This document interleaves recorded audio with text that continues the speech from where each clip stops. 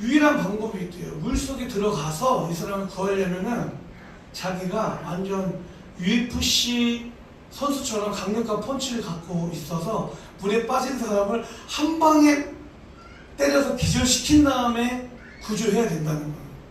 근데 기절시키기 전에는 같이 죽는다는 거예요. 그 물귀신 작전이란 말 있잖아요. 같이 죽는 겁니다. 근데 그거 얘기를 들으면서 영적인 원리도 똑같구나 라는 생각을 했어요. 살아있을 때는 우리의 자아가 살아있을 때는 구원받을 수 없는 거예요. 우리가 죽어져야 내 계획과 내 방법과 나의 이성과 나의 경험과 내 모든 자아가 죽어졌을 때, 죽어진다는 것은 하나님께 하나님 저를 항복합니다.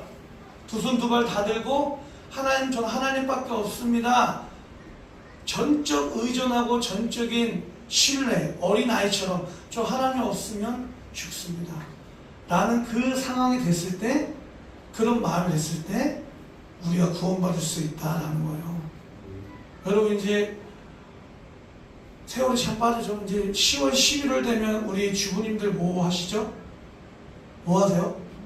김장합니다. 김장하면 저는 저 부교육자 때 10월 11월만 되면 부교육자들 같이 권사님들하고 이 김장을 합니다. 근데 목회자들은 그때 김장철 때 가장 많이 기도하는 때에도, 왜냐하면 김장할 때 엄청난 영적 전쟁이 일어나요. 그렇게 기도 많이 하시고 겸손하고 정말 사랑 많은 권사님들이 김장철만 되면 자신의 김장 방법이 최고다, 이렇게 해야 된다, 이 자부심이 엄청 들어, 나이가 많으실수록. 그래서 지금 멸치 액젓을 지금 넣어야 된다, 아니다, 이런 것 때문에 정말 살벌합니다. 또 영적 전쟁이 많이 일어나는 데가 언제예요? 새벽기도 그 차량 안에서, 거기서 모든 정치가 다 이루어지죠. 네, 그래요. 근데 여러분, 김장하는 방법도 보면은 어떻게 합니까? 배추를 사다가 하루 동안 소금물에 어떻게 합니까? 절여요. 왜 절여요? 그렇게 하루 동안 소금물에 푹 담가놔야 배추 숨이 죽어요.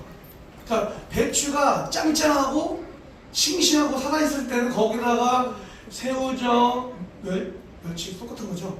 멸치 액젓, 고추, 뭐 양념을 아무리 발라도 어떻게 됩니까? 먹지 않죠, 양념이.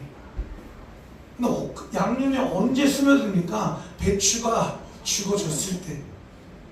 그러니까 우리도 하나님의 말씀이 언제 우리에게 스며들고 우리가 하나님의 말씀이 절여질 때가 언제예요? 내가 살아있을 때, 내가 잘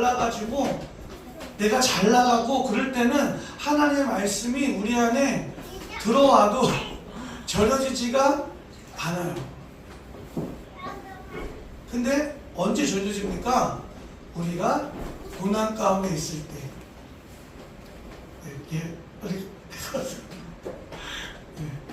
고난 가운데 있을 때, 내 계획이 무너지고 내 계획이 어그러지고 실패하고 좌절하고 절망했을 때, 그때서야 하나님의 말씀이 우리의 삶 가운데, 우리의 삶과 마음 가운데 절여지기 시작되는 것이죠. 그래서 여러분, 고난이 유익이다라는 말씀이 있는 거예요. 고난이 유익입니다. 오늘 우리 성도님들 삶 가운데 내 계획대로 안 될 때가 있어요. 내 계획이 어그러지고 마음에 안 들고 이렇게 살아야 되나, 이 더운 날 내가 이렇게 해야 돼? 라는 마음이 들 때가 있죠. 근데 그때가 하나님의 말씀이 내 삶 가운데 절여질 시기예요. 기가 막힌 타이밍입니다. 예수님이 제자들에게 금요일날 말씀 나눈 것처럼, 너희가 예루살렘을 떠나지 말고 여기서 약속하신 성령을 기다려라. 근데 그 예루살렘은 제자들에게 실패와 좌절과 내 모든 꿈과 소망이, 비전이 예수님과 함께 십자가에 죽으실 때 와르르 무너졌던 그런 기억하고 싶지 않는 기억이 절여져 있는 장소가 예루살렘이었어요. 근데 예루살렘이었으니까 예수님의 제자들이 생명 걸고 기도를 했지, 예루살렘이 아니라 평안한 장소였다면 되게 기도하지 못했을 것입니다. 그러니까 하나님은 언제나 우리에게 그런 예루살렘과 같은 고난과 같은 그런 시기, 장소로 우리를 부르시는 거예요. 그게 하나님이 일하시는 방법인 줄 믿습니다. 여러분, 역사는 반복됩니다. 역사는 반복된다 라는 말이 있죠. 그래서 우리 대한민국 공무원을 뽑을 때 국가 어떤 고시를 치른다거나 공기업에 취업하려면 반드시 뭘 시험을 봐야 됩니까? 역사를 시험을 보죠. 그렇죠? 역사를 알아야 돼요. 근데 여러분, 역사를 통해서 우리가 익히 잘 알고 있는 것처럼 세종대왕이나 이순신 장군이나 이런 위인들의 어떤 성공담들을 통해서 우리가 배우는 역사도 많지만, 실패한 역사들, 암울한 역사들을 통해서 배우는 것이 더 많아요. 이렇게 했더니, 이렇게 선택했으니, 이렇게 살았더니 이런 결과가 나왔으니 우리는 다시는 이런 길을, 이런 전철을 밟지 말자 라는 것을 통해서 우리가 역사를 배우는 거잖아요. 여러분, 오늘 본문 말씀도 그렇습니다. 다윗의 문 좀 닫아주실래요? 네, 아이들 여기 출입 금지 해주세요. 네. 네. 아니야. 네. 네. 자, 오늘 말씀이 여러분 이렇게 어수선한 상황에서 들을 말씀이 아니기 때문에 그래요. 네.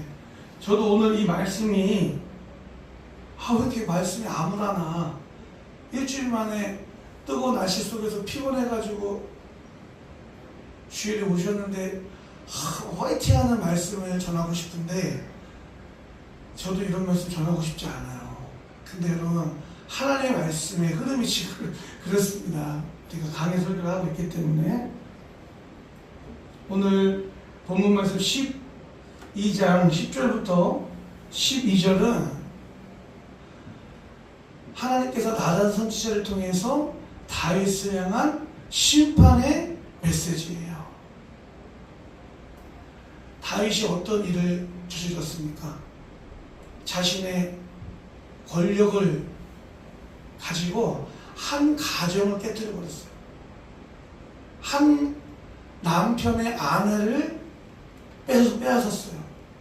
한 아내의 남편을 치밀한 계획을 세워서 죽였습니다.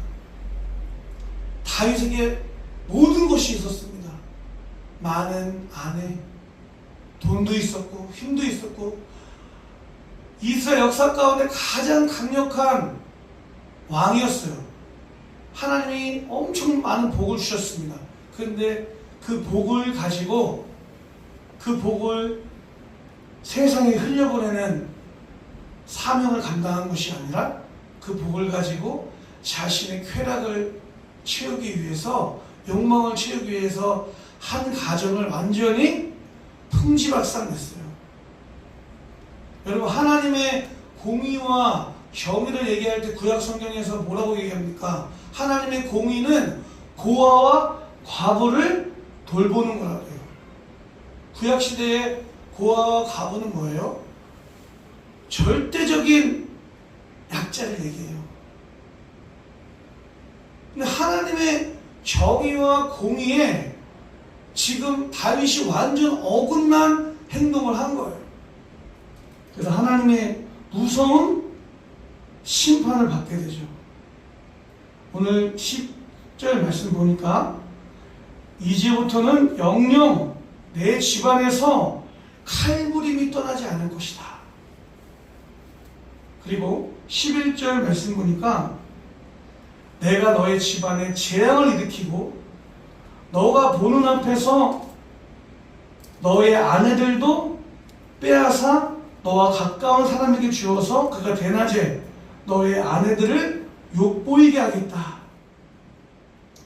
그리고 12절 가장 무서운 말씀입니다. 너는 비록 몰래 그런 일을 하였지만 나는 대낮에 온 이스라엘이 바라보는 앞에서 이 일을 하겠다. 이거예요.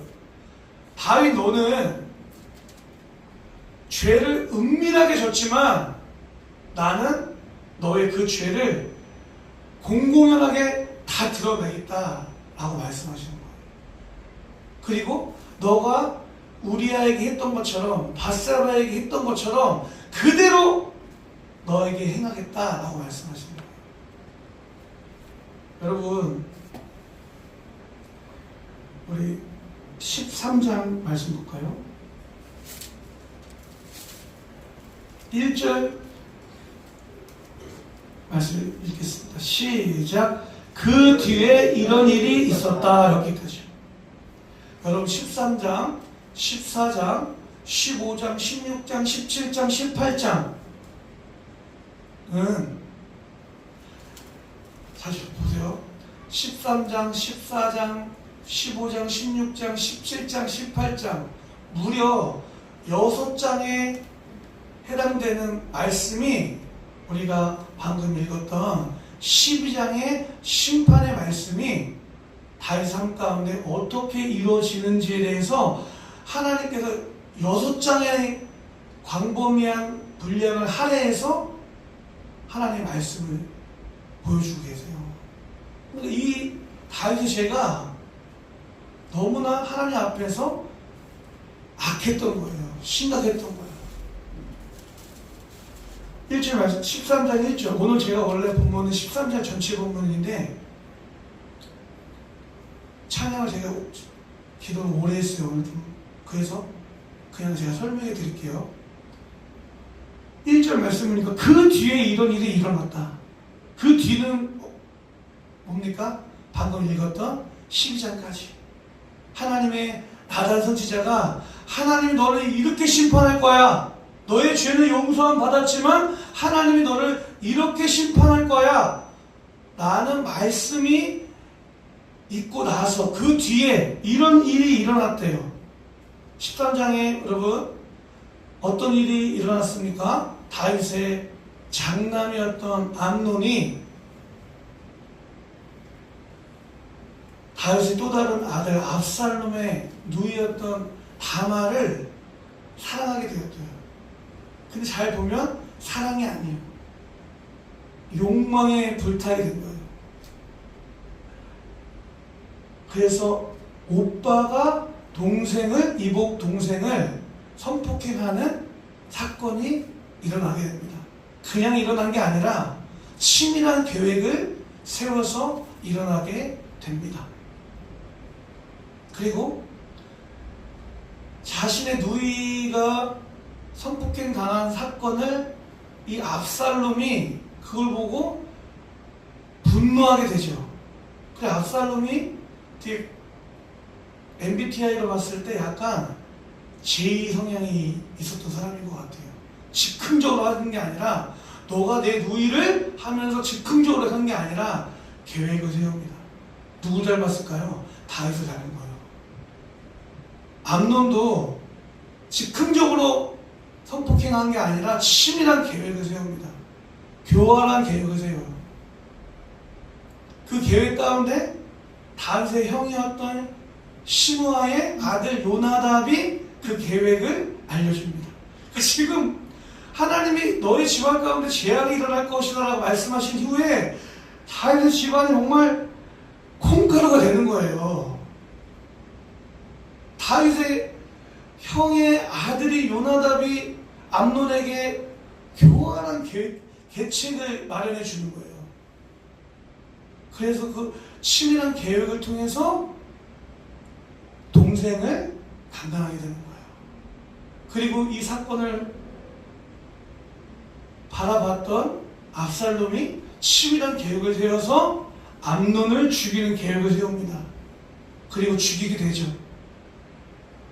또 형제가 형제를 죽이는 살인사건이 일어납니다.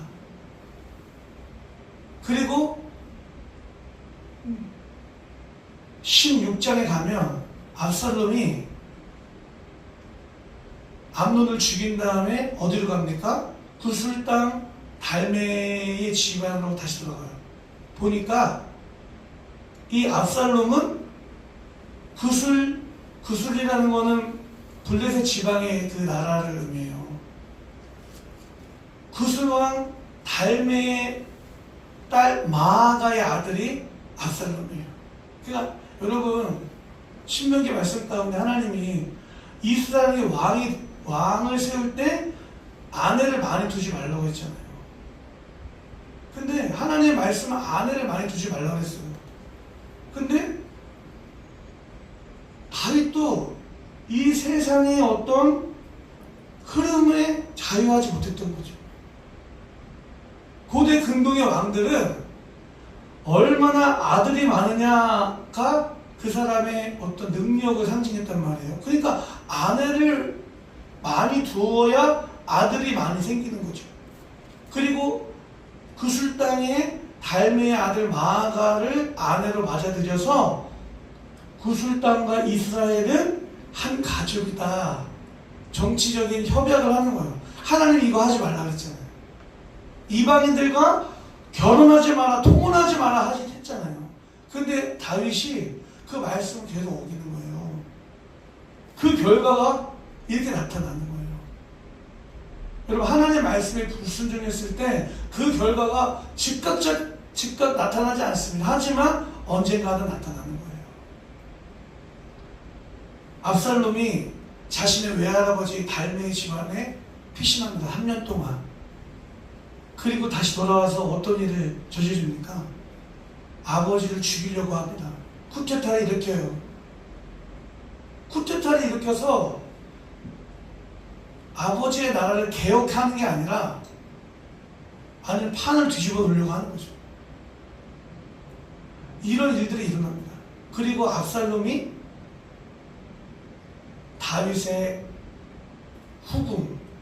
후처들, 아내들을 다윗 성에 데리고 올라가서 그 성 꼭대기에서 어떻게 합니까? 겁탈합니다. 이거는 지금 시대에도 여러분 21세기 여러분 과학이 발전하고 문명이 발달하면서 죄도 함께 발전하잖아요. 근데 지금 이 시대에도 일어나지 않는 일이 다윗의 집안 가운데 지금 하나님께서 다윗의 집안을 무섭게 심판하시는 거예요. 무섭게 징계하시는 겁니다. 무서운 고난을 주셨어요. 그래서 다윗이 여러분 이 심판 앞에서 하나님 말씀하신 그대로 지금 자기가 겪고 있는 거잖아요. 그러니까 하나님 나를 이렇게 심판하시는구나. 하나님이 나를 이렇게 징계하시는구나. 하나님의 심판을 겸손하게 겸허하게 받아들여서 16장 5절부터 12절 말씀 다시 볼게요. 시작. 다윗 왕이 바후림 마을에 가까이 이르렀을 때에 갑자기 어떤 사람이 그 마을에서 나왔는데 그는 사울 집안의 친척인 게라의 아들로서 이름은 시므이였다. 그는 거기에서 나오면서 줄곧 저주를 퍼부었다. 다윗 왕의 모든 부하와 모든 용사가 좌우에 서서 왕을 호위하고 가는데도 그는 다윗과 그의 모든 신하에게 계속하여 돌을 던졌다. 시므이가 다윗을 저주하여 말하였다. 영영 가거라. 이 피비림 나는 살인자야. 이 불안당 같은 자야. 내가 사울의 집안 사람을 다 죽이고 그의 나라를 차지하였으나 이제는 주님께서 그 핏값을 모두 너에게 갚으신다. 이제는 주님께서 이 나라를 너의 아들 압살롬의 손에 넘겨주셨다. 이런 형벌은 너와 같은 살인자가 마땅히 받아야 할 재앙이다. 그러자 수르의 아들 아비새가 왕에게 하였다. 죽은 개가 높으신 임금님을 저주하는데 어찌하여 그냥 보고만 계십니까? 제가 당장 건너가서 그의 머리를 잘라버리겠습니다. 왕은 대답하였다. 수루야의 아들아, 나의 일에 너희가 왜 나서느냐? 주님께서 그에게 다윗을 저주하라고 분부하셔서 그가 저주하는 것이라면 그가 나를 저주한다고 누가 그를 방어할 수 있겠느냐? 그런 다음에 다윗이 아비새와 자기의 모든 신하에게 말하였다. 생각하여 보시오. 나의 몸에서 태어난 자식도 나의 목숨을 노리고 있는데 이러한 때에 하물며 저 베냐민 사람이야 더 말해 무엇하겠소? 주님께서 그에게 그렇게 하라고 시키신 것이니 그가 저주를 내버려 두시오. 혹시 주님께서 나의 이 비참한 모습을 보시고 오늘 시므에 관한 저주 대신에 오히려 나에게 좋은 것을 갚아주실지 누가 알겠소? 사무엘하 그 다음 장 말씀 17, 18장 보면요, 아렉 사람 후세라는 사람이 있어요. 이방인이었습니다. 근데 그 사람이 계략을 세웁니다. 이 압살롬의 그 옆에 남아서 계략을 세우는데 다윗에게 유리한 계략을 세워요. 왜냐하면 이 사람은 친 다윗 파 쪽에 있는 사람이기 때문에. 근데 뭐라고 표현하냐면 이런 표현을 해요.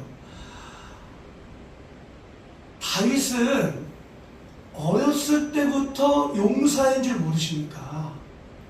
다윗 옆에 있는 장군들과 용사들도 노련한 군인들인 것을 모르십니까? 라는 표현을 써요.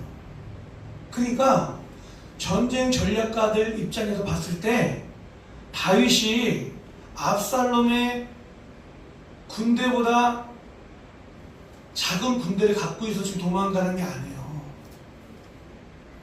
지금 요압과 이스라엘의 최정예 부대는 여전히 다윗과 함께하고 있어요. 근데 왜 도망갔을까요? 이 심판 가운데 그 압살롬 아들을 죽지 않게 하기 위해서 자기가 지금 피하는 거예요. 말씀 보면 그렇습니다.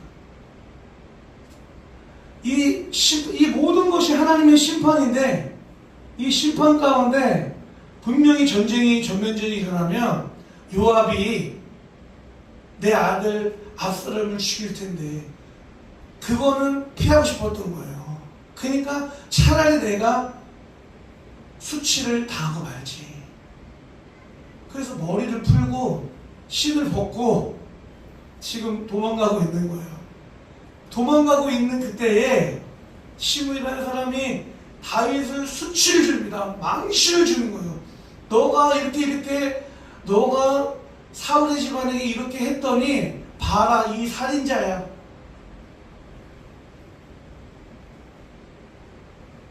다윗이 아무 말 안 하죠. 아비새가 왕이시여 저 개가 왕을 모독하는데 제가 당장 죽이겠습니다 라고 하니까 다윗이 아니야, 하나님이 저 사람을 시켜서 나를 저주한 걸 수도 있어. 내 아들도 지금 나를 죽이려고 하는데 하나님이 시켜서 나를 좀 모욕한다고 해서 그게 뭐 그렇게 대수냐. 그러니까 다윗은요 이 모든 상황 속에서요 뭘 인정하고 있는 거예요? 하나님의 주권을 인정하는 거예요. 여러분 오늘 이 말씀 여러분의 삶 가운데 적용했을 때 모든 신앙의 위인들이, 성경의 인물들이 그것을 인정합니다. 하나님의 주권. 오늘 요셉도 그랬잖아요. 가족에게 인신매매를 당했는데 훗날 뭐라 그래요? 형님들 두려워하지 마세요. 형님들이 나를 애굽에 판 게 아니라, 형님들이 나에게 이런 일을 해놓은 게 아니라 하나님이 나를 통해서 많은 민족을 살리게 하시려고 나를 먼저 형님들을 통해서 애굽으로 보내신 겁니다 라고 해서 그래요. 하나님이 하신 겁니다 라고 해서 그래요. 우리도 마찬가지죠. 여러분 오늘 여러분들이 직면하고 있는 많은 문제가 있어요. 그동안에 겪었던 많은 문제가 있어요. 근데 여러분 하나님의 주권을 인정하는 사람은 이것이 나를 향한 하나님의 크신 경륜과 섭리를 이루시려고 나에게 주신 고난이구나 라고 해석을 하셔야 될 줄 믿습니다. 하나님 나에게 문제를 주셨다면 답도 누가 가지고 계신 거예요? 하나님이 가지고 계시구나 라고 해석을 할 수 있는 것이죠. 다윗은 지금 그렇게 하고 있는 거예요. 여러분, 다윗이 13장부터 18장까지 모든 문제를 그렇게 해석을 합니다. 그런데 여러분,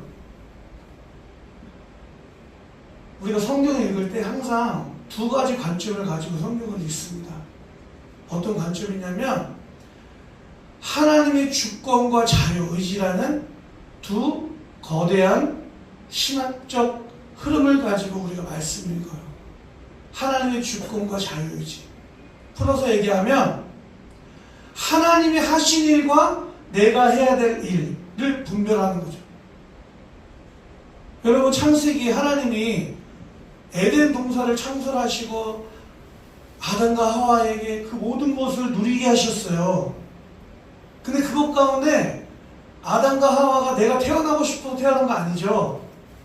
세상의 왕으로 태어나고 보니까 세상의 왕인 거예요, 아담이. 하나님의 주권적인 겁니다. 어떤 행위가, 의지가 조금도 포함되어 있지 않았어요. 근데 하나님이 동산 중앙에 있는 선악과는 절대 먹지 마라. 저거 먹으면 정령 죽으리라. 자유를 주셨습니다. 의지를 주셨어요. 이제부터 저 동산 나무의 선악과를 따고 먹고 안 먹고는 하나님의 주권이 아니라 뭐예요? 아담의 자유의지인 거예요. 여러분, 하나님 우리에게 자유의지라는 걸 주셨어요. 왜 주셨을까요? 아담에게 왜 주셨어요? 아니, 차라리 그걸 만들지 말든지, 아니면 아담을 처음부터 창조하실 때부터 선악과를 안 먹게끔 창조하시지 왜 자유를 주셔가지고 저를 따먹어가지고 우리가 이렇게 고생하게 만들었을까? 이렇게 질문을 해요. 젊은 친구들이, 똑똑한 사람들이. 근데 여러분, 자유를 주신 건요, 하나님이 유일하게 인간과는 사랑의 관계를 누리시기 위해서, 가지시기 위해서 우리에게 자유의지를 주신 거예요. 그러니까 인간이 하나님을 사랑하고 사랑하지 않을 자유가 있는 거예요. 이게 있어야 여러분, 사랑이라는 표현을 쓸 수 있는 거죠. 우리 하준이 얘기하지 말아야겠다. 습관이에요. 4년 동안 얘기했더니. 여러분, 누군가가 사랑을 합니다. 근데 너 이제부터 나만 사랑해야 돼. 소연이 나중에 멋진 오빠 만날 거 아니에요. 그쵸? 아멘이죠. 아멘. 만났는데 그 오빠가 너무 잘생기고 능력도 많고 진짜 모든 것이 완벽한데 소연이한테 박소연, 너 나만 사랑해야 돼. 완전 강압적으로. 자유가 없어요. 너 뭐 하루에 3번씩 나한테 전화하고 자기 전에 나한테 전화하고 너 나 만나는 날은 그 어떤 스케줄 용납 안 되고 막 이렇게 자유가 없이 강압적으로 해요. 그러면서 난 널 사랑해 하면은 그게 사랑이겠습니까? 아니에요. 소연이가 너 싫어, 재수없어, 너랑 헤어질 거야. 자유가 있어야 그 관계가 성립이 되는 거 아니겠어요? 하나님이 그런 의미에서 인간에게 자유를 주셨어요. 그래서 여러분, 성경을 읽으면 하나님의 주권적으로 하나님이 이끌어 가시는 거대한 흐름이 있고 또 인간의 자유를, 의지를 가지고 해야 될 영역이 있어요. 요셉도 하나님의 크신 계획 안에서, 크신 경륜 안에서 지금 고난을 받았죠. 하지만 여러분, 요셉이 감옥에 형들에게 배신을 당했을 때 힘들었을까요? 안 힘들었을까요? 너무 괴로웠겠죠. 감옥에서 억울하게 강간범으로 몰렸을 때 너무나 괴로웠겠죠. 그러니까 하나님의 주권적으로 요셉의 삶을 이끌어 가시지만 그 삶을 감당해야 될 요셉의 의지가 필요했다는 거예요. 아브라함도 마찬가지 아닙니까? 창세기 12장에서부터 22장까지 약 40년의 시간이 걸렸는데 하나님이 계속 아브라함을 믿음의 조상으로서 설득하시고 이해시킵니다. 그래서 아브라함이 22장 가서는 로마서 4장에 아브라함이 가졌던 믿음은 하나님은 죽은 자를 살리시고 없는 것을 있는 것으로 부르시는 하나님이심을 아브라함이 믿었대요. 내 몸의 모든 생식 능력이 끊어져도 하나님은 생명을 줄 수 있는 아들을 줄 수 있는 분이심을 아브라함이 믿었대요. 엄청난 믿음이죠. 여러분, 그런 엄청난 믿음이 있다고 해서 내 손으로 내 아들을 죽여야 되는데, 이게 슬프죠? 죽여야 되는데, 그거 아브라함이 할렐루야 아멘 하면서 할 수 있습니까? 엄청 고뇌했겠죠. 아무리 하나님이 그것을 하실 수 있는 분임을 믿고 신뢰해도 내 아들을 당장 칼로 죽여서 그거를 다 토막 내가지고 번제를 드려야 되는데 그거는 감당해야 될 사람은 누구예요? 아브라함이에요. 거기에 아브라함의 자유의지가 있습니다. 그러니까 성경은 계속 이 흐름으로 가요. 하나님이 해주시는 부분이 있고 이뤄가시는 부분이 있고 우리의 자유의지를 통해서 우리가 순종하고 감당해야 될 부분이 있다는 거예요. 이해되셨죠? 네. 오늘 이 부분 가운데 여러분 하나님의 주권과 자유의지라는 어떤 관점을 가지고 이 사무엘하 13장부터 18장까지 다윗의 심판받는 스토리를 우리가 말씀 보면 다윗이 여러분 한 가지 놓친 게 있어요. 이거를 우리가 말씀 속에서 이 역사를 통해서 우리의 삶 가운데 배워야 됩니다. 그것이 무엇이냐면 하나님의 분명한 심판이었어요. 하나님의 재앙이었습니다.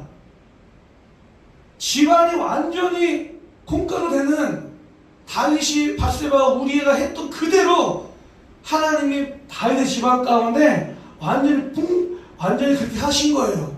풍지박산 나게 하신 거예요. 근데 여러분 이러한 징계와 고난의 과정 가운데 있다 하더라도 다윗이 놓치지 말아야 될 것이 무엇이었냐면 따라해볼게요. 신앙교육, 자녀교육이었어요. 여러분 목회자들이 도덕적인 어떤 문제에 넘어져서 가정에 만약 목회자가 이혼을 했어요.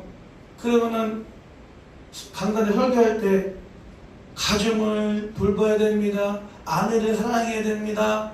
라는 설교를 하기가 어렵겠죠. 목회자 자녀가 막 문제를 막 일으키고 있어요. 그러면 신앙 교육에 대해서 말하기 어렵겠죠.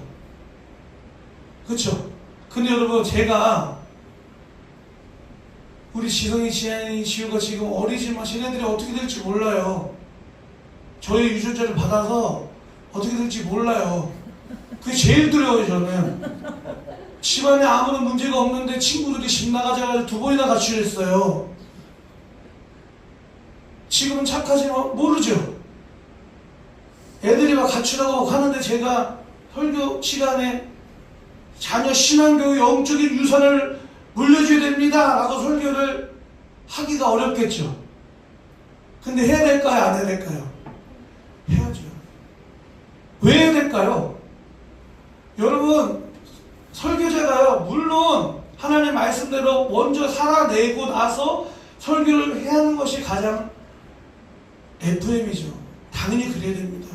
하지만 여러분 말씀을 살아냈기 때문에 말씀을 전하는 목사는 많지 않아요. 설교 직전까지 사모님과 밤새 싸우다가 저번에 대주동에 있을 때 우리 사모님이랑 밤새 싸우다가 정말 새벽 아침 출근하기 직전까지 싸우다가 완전 날 새고 강단에 쓴 적이 있어요. 강단에 쓰기 전에 목회자의 양심에 너무 괴롭잖아요. 그러니까 마음에 없는 말 한마디 하고 설교하는 거예요. 여보 미안해. 이 말이라도 하고 나서 내가 설교를 해야 할 수 있을 것 같아서. 그런 상황이 엄청 많습니다, 여러분. 근데 여러분, 목회자가 제가 밤새도록 싸웠어요. 저희 교회 금요 철야 예배 한 번 안 한 적이 있어요. 유일하게. 그때 왜 안 할게요? 제가 단톡에 지금 무슨 상황이 생겨서 오늘 예배에 쉬도록 합니다. 사실은 싸웠어요. 겁나 싸웠어요. 싸우고 나서 이 기분으로는 찬양을 할 수가 없는 거예요. 근데 여러분, 그러면 안 되겠죠. 그렇다고 해서 예배를 쉬면 안 되겠죠. 예배를 하는 게 맞습니다. 계속 맡겨진 사명을 감당해야 되겠습니까? 아니면 중단해야겠습니까?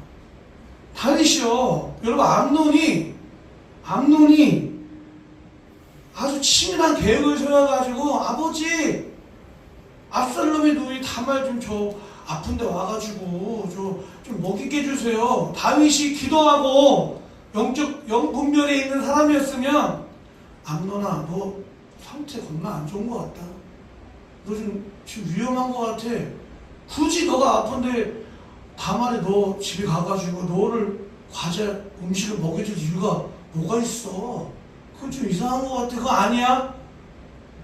말할 수 있어야죠. 압살롬이 아버지 형 암논이 저희 집에 와서 이 잔치에 좀 참여하게 해주세요 라고 했을 때 압살롬아 굳이 암논 너랑 지금 관계도 안 좋은데 너가 지금 압살롬에 대한 마음이 암논에 대한 마음이 너무나 안 좋은 걸 내가 아는데 굳이 왜 그렇게 하냐. 너 마음이 좀 진정이 되면 그때서 그렇게 해라 라고 말할 수 있었어야죠.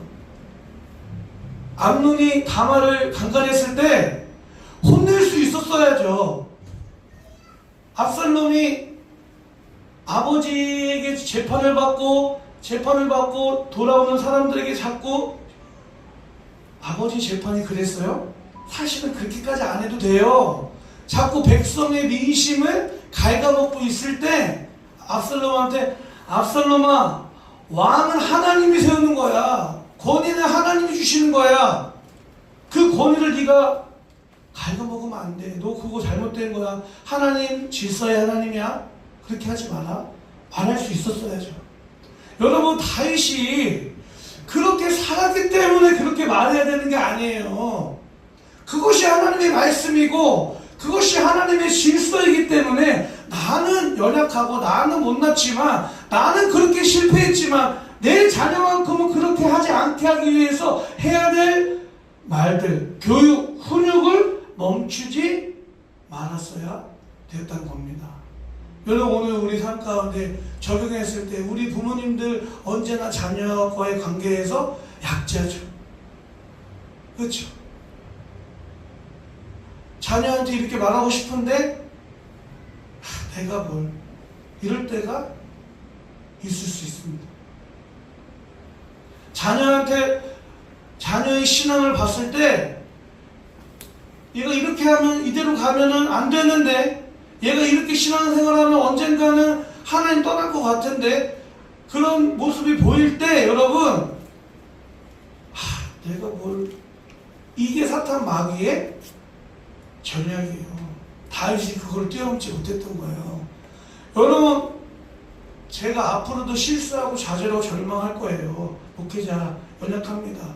그때마다 제가 내가 못 살았기 때문에 여러분들에게 말씀 안 전하면 그게 안 맞는 것처럼 다윗이 또 여러분들이 내가 삶이 무너졌기 때문에 내 삶이 자녀들에게 본이 되지 않았기 때문에 내가 이런 말을 어떻게 해? 라는 속임수에 넘어가시면 안 되는 거예요.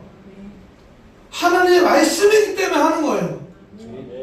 우리 자녀들도 아니 우리 엄마가 우리 아빠도 그렇게 못하면서 아니에요. 하나님 말씀이기 때문에 하는 거예요. 자녀들도 어떻게 들어야 될까요? 자녀 2명밖에 없어서 되게 불리하죠? 네. 우리 엄마가 그렇게 살기 때문에, 하준아, 소연아, 엄마가 잘했기 때문에 그 말을 하는 게 아니라 그렇게 살지 못하고 있어서 엄마도 그렇게 하네? 예를 들어서 엄마도 술 먹고 담배 피네? 엄마도 주일 성수 안 하네? 엄마도 11조 생활 안 하네? 엄마도 내가 봤을 때 별로 신앙생활 안 하네? 그런데 그 엄마가 와서 야, 너 이렇게 신앙을 이렇게 하면 안 돼. 이거 해야 돼. 라고 했을 때 엄마가 먼저 그렇게 하세요. 라고 말하면 안 된다는 거예요. 아시겠어요? 아시겠죠? 소연이 아멘? 부모님이 먼저 그렇게 살지 못했었더라도 그것이 하나님의 말씀이고 그것이 하나님의 기준이고 그것이 자녀가 살아가는 살 수 있는 유일한 뭐예요? 영적인 진리고 길이고 기준이기 때문에 말할 수 있어야 된다는 거예요. 아멘이시죠? 여러분, 이 영적 전쟁 가운데서 뒤로 물러나시면 안 됩니다. 우리 자녀들에게 오늘 이후부터 여러분, 내가 못 살더라도 자녀들에게는 하셔야 되는 거예요. 왜 아멘 안 하? 왜 두 분 왜 아멘 안 했어요? 아멘이시죠, 다들? 아멘이에요. 제가 못 산다고 해서 우리 지성이한테 한 말도 못하면 되겠습니까? 생명 걸고 해야죠. 생명 걸고. 여러분 살 때 그렇게 적용했으면 좋겠습니다. 다윗이 그걸 못한 거예요, 여러분. 눌려가지고. 또한 여러분, 조금 다른 적용이지만 우리가 그럴 때가 있잖아요. 하나님과의 관계 안에서 내가 이렇게 해가지고 뭘 또 이렇게 해. 내가 나를 아는데 사탄 마귀가 계속 이런 흐름으로 우리의 마음과 생각 가운데 참수합니다. 정죄해요. 너의 삶을 내가 아는데 너 일주일 동안 그렇게 살았으면서 금요일마다 너 찬양해? 찬양 인도해? 제가 맨날 그 참수에 당하죠. 제가 날마다 보혈 찬양 먼저 하는 이유가 있어요. 제가 하나님 예배할 수 있는 그 어떤 자격과 조건이 없는데 하나님, 제가 이 시간 하나님을 예배할 수 있는 유일한 조건은 예수의 피밖에 없습니다. 그거를 먼저 붙들고 나가는 거예요. 여러분들 날마다 하나님 관계 안에서 여러분 하나님 입장에서 한번 생각해 보세요. 하나님 입장에서 하나님은 하나님의 전부와 같은 유일한 아들을 나 살리기 위해서 하나님의 생명을 나에게 아낌없이 주셨어요. 투자하셨어요. 근데 하나님의 생명을 받은 여러분이 사탄 마귀의 그 놀림에 넘어가가지고 나 하나님 나아갈 수 없어. 하나님을 예배할 수 없어. 내가 뭘 기도를 해. 말씀대로 살지도 못하는데 이러면 하나님 보실 때 어떨까요? 어떨까요? 여러분 자녀들이 그렇다고 생각하고 있다고 생각해보세요. 호주에 있는 둘째 들어왔습니까? 큰딸이 한국으로 돌아가고 싶어. 근데 엄마 말씀 안 듣고 와가지고 이렇게 개고생을 했네. 근데 내가 무슨 낯짝으로 엄마한테 다시 돌아가? 이러고 있다 생각해보세요. 장로님 어떨까요? 마음이. 이런 멍청은 그거 아니야. 붙잡지 않을까요? 하나님과 우리의 관계도 마찬가지인 거예요. 그러니까 여러분, 때를 따라 돕는 은혜를 얻기 위하여 날마다 하나님의 때를 따라 그때마다 24시간 우리를 돕기 원하시는 그 예수님 앞에 어떻게 나아가라는 거예요? 담대히 철판 깔고 나아가라. 철판 깔고 자녀에게 신앙 교육해라. 우리 자녀들은 겸손하게 부모가 마음에 들지 않아도 내가 볼 때 아닌 것 같은데 라고 생각이 들어도 하지만 소연아, 이 땅에서 잘 되고 싶으면 따라해보세요. 무조건. 다 크게 하세요, 자녀들. 무조건. 너 왜 안 했어? 크게 무조건 순종한다. 하나님이 말씀하셨잖아요. 십계명 가운데 내 부모를 어떻게 해라? 공경해라. 이것이 너희가 이 땅에서 잘 되는 첫째 비결이다 말씀하셨어요. 우리 하준이 돈 많이 벌고 싶고 세상에 성공하고 싶고 막 형통하고 싶고 그런 삶을 살기 원해요? 아니면 찌질하게 그냥 남한테 돈 꾸고 비치고 허접하게 살고 싶어요? 잘 되고 싶죠? 목사님, 우리 하준이가 정말 잘 됐으면 좋겠어요. 우리 소연이가 잘 됐으면 좋겠어요. 그러려면 그럼에도 불구하고 아무 조건 없이 나에게 하나님께서 허락하신 부모의 말씀 가운데 순종하고 공경하고 부모가 하는 영적인 메시지, 하나님 말씀이 있으면 순종해 할 줄 알아야 되는 거예요. 이 말씀 목사님 그렇게 살기 때문에 하고 있는 거 아닙니다. 날마다 실패합니다. 하지만 하나님 말씀이니까 하는 거예요. 오늘 이 말씀 전하면서 저도 다시 한번 결단하고 다시 한번 마음을 다잡고 우리 어머니에게 순종해야겠다. 공경해야겠다.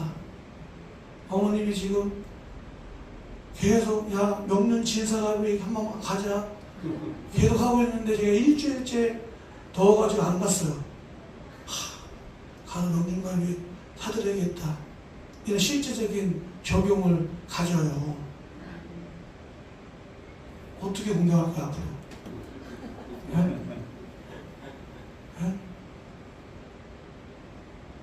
목사님 하나 알려줄게요. 토달지 않은데 무조건 아멘, 순종. 네, 마음에 들지 않아도 알겠지? 정말 마음에 안 들어, 그게 틀린 것 같아도 네 하고 나중에 근데요 제 생각은요. 소연이는 그렇게 하지? 네, 이렇게 하면 토달는 거 아니에요. 우리 시한테 기도할 때 여러분